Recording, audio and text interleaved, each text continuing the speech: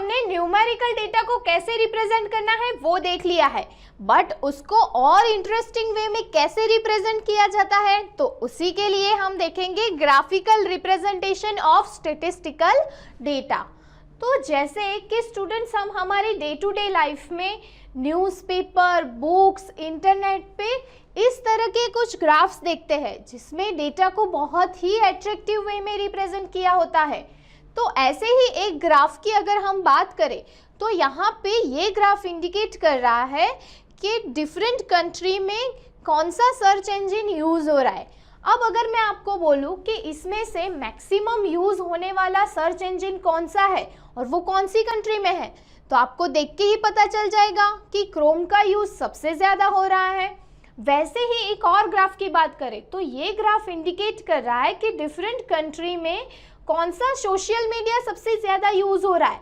तो देखो यहाँ पे भी देख के आपको पता चल रहा है कि व्हाट्सएप का यूज़ सबसे ज़्यादा हो रहा है।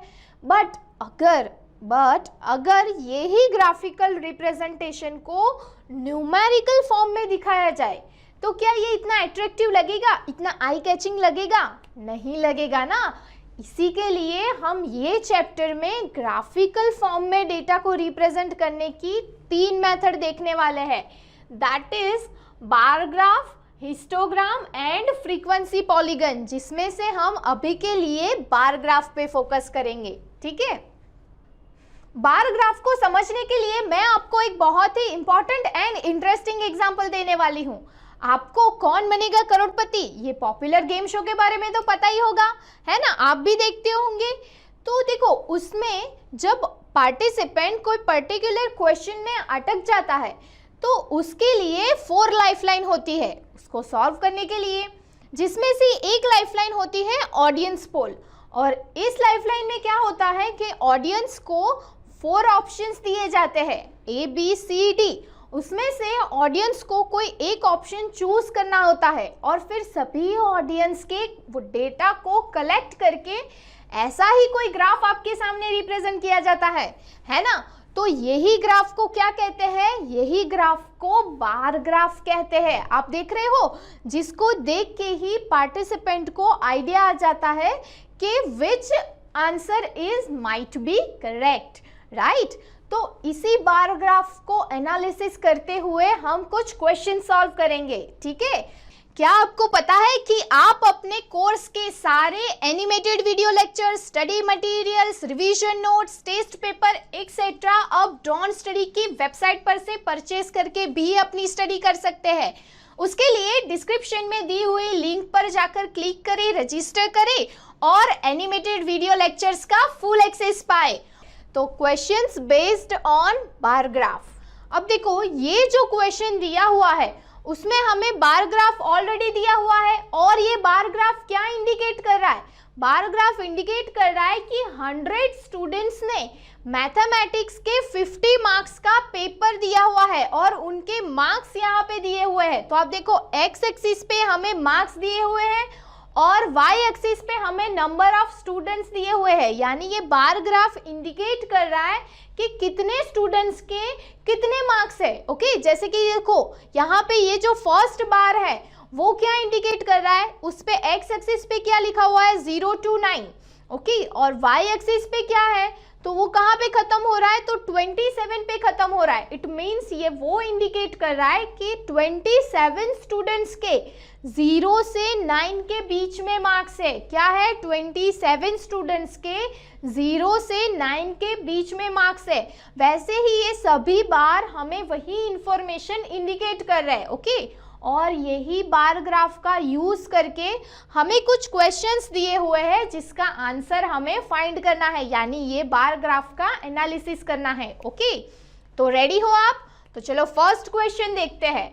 अब देखो फर्स्ट क्वेश्चन में क्या दिया हुआ है वो सिचुएशन मैं आपको बता देती हूँ। तो यहाँ पे हमें ये दिया हुआ है कि लेस देन 20 मार्क्स, क्या बोल रही हूँ मैं, लेस देन 20 मार्क्स जितने भी स्टूडेंट्स के हैं वो सभी स्टूडेंट्स को मैथमेटिक्स के लिए एक वर्कबुक हमें प्रोवाइड करनी है। ओके, डिस्ट्रीब्यूट करनी है।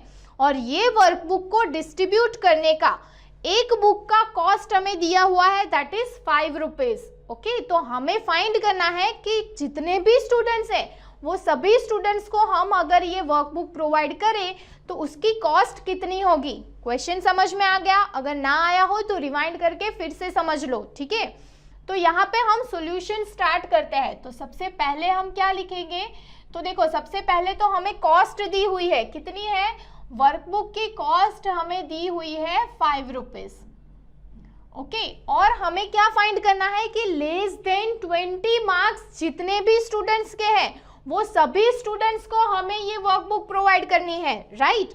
तो देखो सबसे पहले तो हमें क्या फाइंड करना होगा, इसके लिए हमें सबसे पहले फाइंड करना होगा कि लेस देन 20 मार्क्स वाले कितने स्टूडेंट्स हैं। तो हम यहाँ पे सबसे फर्स्ट वही लिख देते हैं कि टोटल, ओके, 20 मार्क्स से लेस देन वाले कितने स्टूडेंट्स हैं। तो अब आप देखो ये बार ग्राफ को ऑब्जर्व करो, लेस देन 20 यानी यहाँ पे हमें फर्स्ट और सेकेंड बार को कंसिडर करना होगा, क्योंकि उसमें क्या लिखा है 0 to 9 एंड 10 to 19 यानी बिलो 20, लेस देन 20 में यही दो बार कंसिडर करेंगे।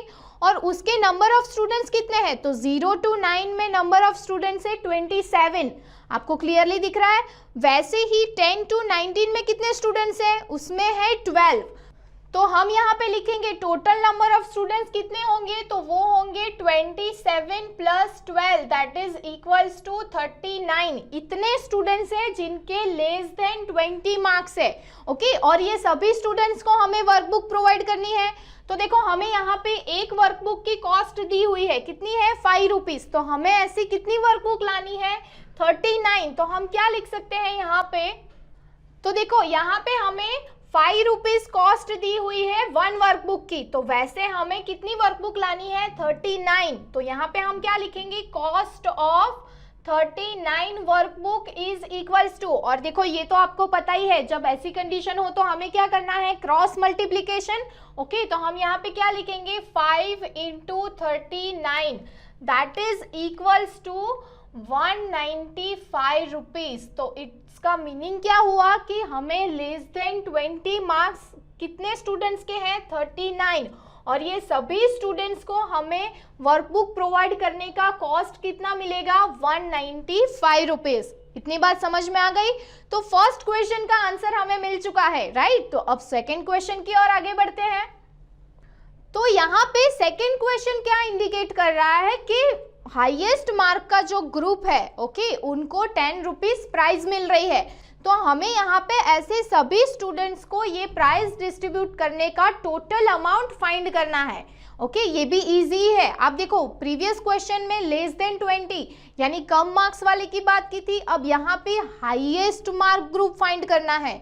तो आप बार ग्राफ को जरा इंडिकेट करो, ये ग्राफ में आपको हाईएस्ट मार्क वाला ग्रुप कौन सा दिख रहा है 50, नहीं स्टूडेंट्स 50 में तो कोई भी स्टूडेंट्स है ही नहीं।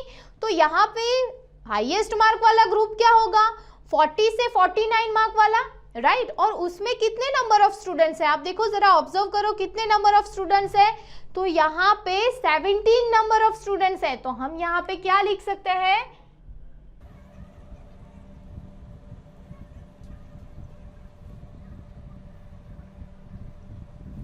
ओके 17 स्टूडेंट्स है। और उसके साथ साथ हमें क्या दी हुई है कि एक स्टूडेंट को प्राइस कितनी मिल रही है 10 रुपीज। तो हमें यहाँ पे 17 स्टूडेंट्स के लिए फाइंड करना है कि उनकी कॉस्ट कितनी होगी। तो हम यहाँ पे क्या लिखते हैं, ओके, एक स्टूडेंट की कॉस्ट कितनी है प्राइस की 10 रुपीज। तो यहाँ पे हमें ऐसे 17 स्टूडेंट्स को प्राइस डिस्ट्रीब्यूशन करने की कॉस्ट फाइंड करनी है, यानी अगेन क्रॉस मल्टीप्लीकेशन करेंगे तो क्या मिलेगा 17 into 10 that is equals to 170 rupees चाहिए जो प्राइस डिस्ट्रीब्यूशन करने के लिए, ओके। तो ये सेकेंड क्वेश्चन भी समझ में आ गया। तो अब चलते हैं थर्ड क्वेश्चन पे, ओके। अब देखो थर्ड क्वेश्चन में हमें क्या फाइंड करना है कि मोर देन 29 मार्क्स वाले कितने स्टूडेंट्स है, ओके। तो number of students getting more than 29 marks. तो आप बार ग्राफ को जरा ऑब्जर्व करो, बार ग्राफ में 29 से ज्यादा यानी हमें लास्ट 2 बार्स पे फोकस करना होगा, क्योंकि उसका डिस्ट्रीब्यूशन 32-39 है और 42-49 है, राइट। तो वो दोनों बार ग्राफ में कितने नंबर ऑफ स्टूडेंट्स है, वो ही होंगे जिसके 29 से ज्यादा मार्क्स होंगे, राइट। तो आप नंबर ऑफ स्टूडेंट्स काउंट करो जरा, कितने हैं, तो 32-39 के बीच में 23 स्टूडेंट्स है और 42-49 के बीच में 17 स्टूडेंट्स है। तो टोटल कितने स्टूडेंट्स हो गए वो लिख देते हैं हम यहाँ पे, वही हमारा आंसर होगा। तो थर्ड क्वेश्चन का आंसर होगा, हम लिखेंगे टोटल। ओके, तो टोटल कितने नंबर ऑफ स्टूडेंट्स है, तो आप देखो यहाँ पे 32-39 के बीच में है 20 और 42-49 के बीच में है 17। तो टोटल नंबर ऑफ स्टूडेंट्स कितने हो गए, 41। तो थर्ड का आंसर मिल गया 41 स्टूडेंट्स। वैसे ही नेक्स्ट क्वेश्चन में क्या दिया हुआ है कि 9 से लेके 40 मार्क्स के बीच में कितने स्टूडेंट्स है वो हमें फाइंड करना है। तो फिर से बार ग्राफ पे चलते हैं। यहाँ पे आप देखो कि 9 मार्क्स से 40 के बीच में कितने स्टूडेंट्स है, तो हमें ये जो बीच वाले सभी बार से उस पे फोकस करना होगा। ओके, तो ये जो सेकेंड बार है उसमें कितने स्टूडेंट्स है, थर्ड बार में और फोर्थ बार में, ये सभी स्टूडेंट्स का हम एडिशन करेंगे तो हमें मिल जाएगा कि 9 से 40 के बीच में कितने स्टूडेंट्स है। तो चलो हम वो भी फाइंड कर लेते हैं।